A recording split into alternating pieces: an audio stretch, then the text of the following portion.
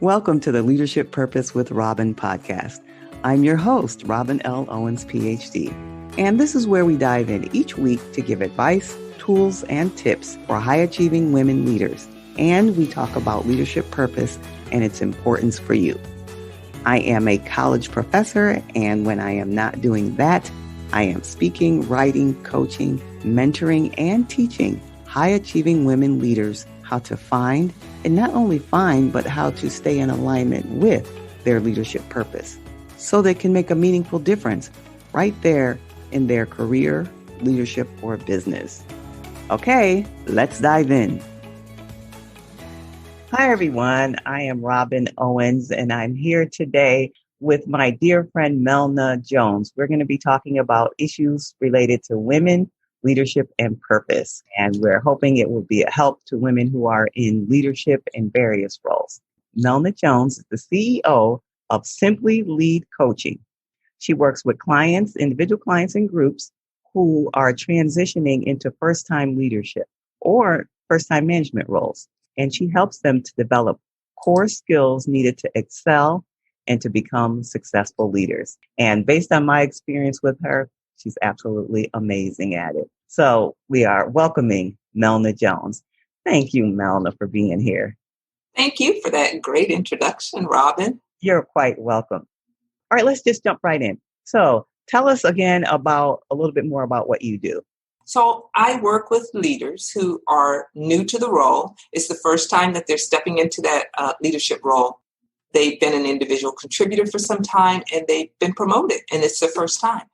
And I also work with leaders who are transitioning. They've been in a leadership role, but they may be transitioning into a higher level position at that point. And these are people who are feeling like they're in over their head. And let me tell you, Robin, this was born out of my own introduction into leadership. I was that individual contributor who did well. I was strong in my leadership abilities, or so I thought, as long as I was a team leader or I was the project manager or the project lead. But what I didn't know was what I didn't know. And so when I went from that role to the role of leading a team and taking on some of the priorities that a manager has to take on, I really sunk. I had a hard time. It was really difficult. And so I determined and decided that out of that I would be that person that would walk along with someone else when they found themselves in the same predicament.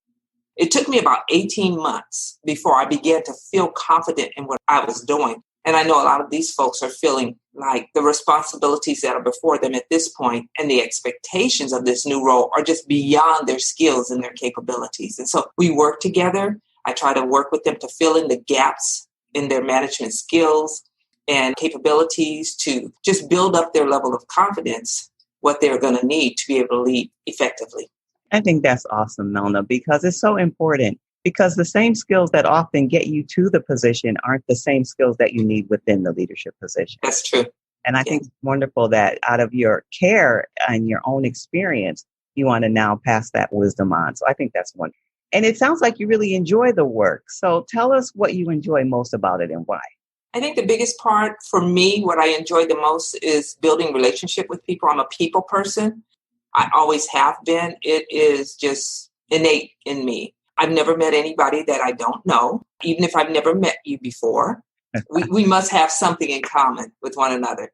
And so being able to walk this journey again and again and again with different individuals that I'm meeting and building a relationship with, but being able to do the journey with them, to walk that path, I find that just inspiring. For me, it keeps me growing. It keeps me going because, we never want to stop learning as leaders. You have to keep learning. Otherwise, you're no longer breathing if you're no longer learning. And I gain great value out of that, and it fulfills me. So I think that's the biggest part of the job that I enjoy is being able to develop those ongoing relationships with people. Yeah, it's clear that you're a people person. We hear that phrase a lot, but it's clear that is the number one thing for you, and your passion just comes through. And people who work with you, I'm sure they're grateful and appreciative of having you because you have already found fulfillment. And I mean, that's something that's missing in a lot of roles. And for you to have that and then to also infuse it into others is a wonderful thing. So glad to hear about your passion for that. All right. So now you have a lot of experience. You've been doing this for many years and you have a lot of expertise. What's one tip or word of advice you would give to leaders today? I would say be confident in who you are and what you bring to the table. And I'm speaking especially and particularly to women leaders, okay? You wouldn't be in the position you're in if they didn't think you could do the job, okay? You're bringing all of that to the table, but you have to believe in yourself that you can do it. Way too often, we women, we step into a new role feeling like an imposter or a fraud and thinking to ourselves, oh my gosh, they're going to find out that I don't have enough experience to do this job, or I don't know what I'm doing. I don't know everything. But that's not really the way it works. It isn't. Because think about it. If you went into a job knowing everything that you needed to know, and that's how we women think, we need to know everything about this thing before we take it on. We But do. if you went into a job doing that, it would make for a very boring new job, okay? There would be nothing, absolutely nothing new to learn because you already know everything. Yeah. And that was one of the reasons that you probably left the old job, right? You met every challenge. You knew everything there was to know about it. You could do that job with your eyes closed. It just was no longer a challenge, which was why you were looking for something new. So if you're going into a new job, you're learning something new. All right. If you're not learning anything, you're not getting anything. You're bringing everything to the table and you're not going to get anything out of it. But ask yourself this. I want you to ask yourself this question. How do I position myself in a way that allows me to look confident and to feel confident? Mm. And there are a couple of things I'm going to tell you that you can do to build up your self-confidence. Choose that area that you feel you are not strong in. Okay, you probably are, but maybe, you're not that great with the finances and now you find yourself with a budget that you have to take care of for your department. Or maybe you're one of those folks who really has to noodle on something before you speak about it. But you're going to these meetings every other day now and you're sitting in there, but you've never voiced your opinion or your thought about anything. I want you to take on one of those areas that you don't feel comfortable with, that you don't feel confident about, and decide to step outside your comfort zone. Okay? Decide when you're going to do it and how you're going to do it, and then take a risk and do it. And after you do it that one time, assess how you feel about it. And the next time, go in and do it again at the next meeting. All right? And again. And over time, what you're going to notice is that it isn't as hard for you to do as it was in the beginning because now you've built a level of confidence in that thing. Keep doing it. And when you find you've overcome that, find something else that you feel a lack of confidence in. But ladies, we've got to go in looking and feeling confident. Even if you don't feel it yet, just fake it. So confidence is critical in building it. And it's Yes. wonderful that several step process that you just walked us through that could be done easily today. If someone is having this issue, they can start doing that today. Yes. Work on building that confidence. And is that something you help people with in your work? Absolutely. Yeah, it's one of the most important things. It's pivotal for a new leader, especially, and a transitioning one just as well. But yes, we work on that because I find a lot of my clients, that is what they're coming in the door with. I got this new job. I know I can do it, but I don't feel the level of confidence that I need. It's a wonderful gift. It's a wonderful gift to offer people. In my work, I do a lot of work with helping people find what I call their leadership purpose. So, I have lots of ideas about what that is, and I teach about that, and I'm writing about it in a book that I'm currently writing. But I want to hear from you, given your years of experience and expertise, what comes to your mind when I just say the term leadership purpose?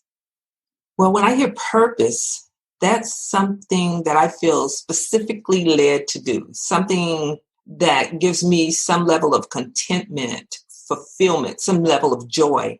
And it's usually tied to who I am, my values, my beliefs, my hopes, the things that really matter to me. And that purpose is behind whatever it is that I'm going to do or not do. It's my strategy, if you will, that encourages me as well as I think gives off that encouragement to others to come follow me. I think that if I don't have purpose, I don't have any inspiration. I don't have any passion for what it is that I'm doing, no joy. I don't get anything out of it. And then I begin to feel drained. I feel like this is a burden and it's not something that I want to do, which leads me to understand that is not my purpose. So when I think about leadership purpose, I think it's kind of the same. It's a definition of who I am. It's a personal statement about what I do, what I feel, what I believe, and it tells other people why it is that I'm doing what I do. Yeah. And so then the follow up to that is then, and it sounds like it is clear in your answer, but let's hear, do you think it's important? And if so, why?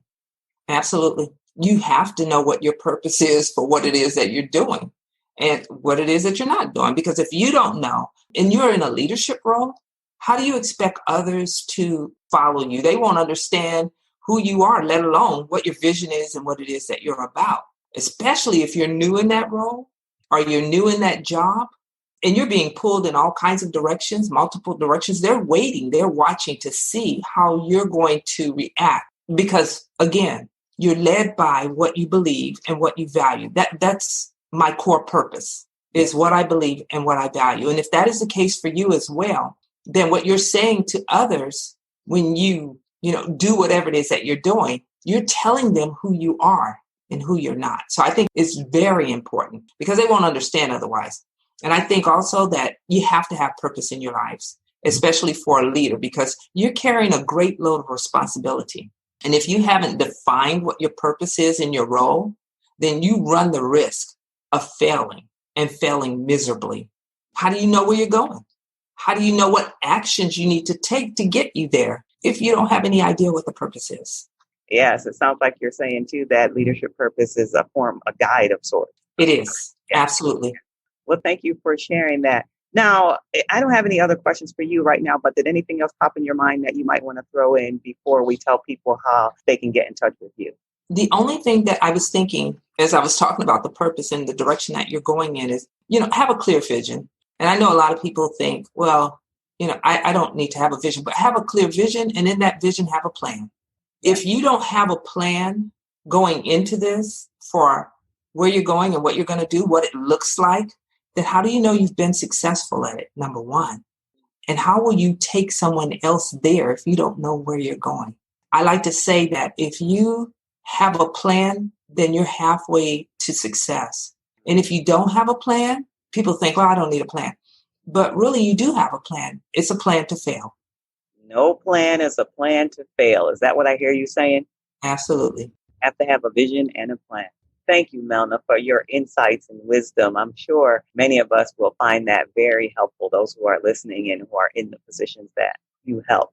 Now, tell people how we can get in touch with you if they're interested in hearing more about you and what you do. So the name of my company, again, is Simply Lead Coaching. And you can find me on my website, simplyleadcoaching.com.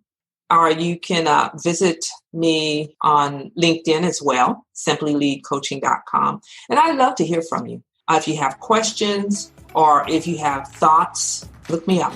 Love to hear from you. Thank you for tuning into this episode of the Leadership Purpose with Robin podcast.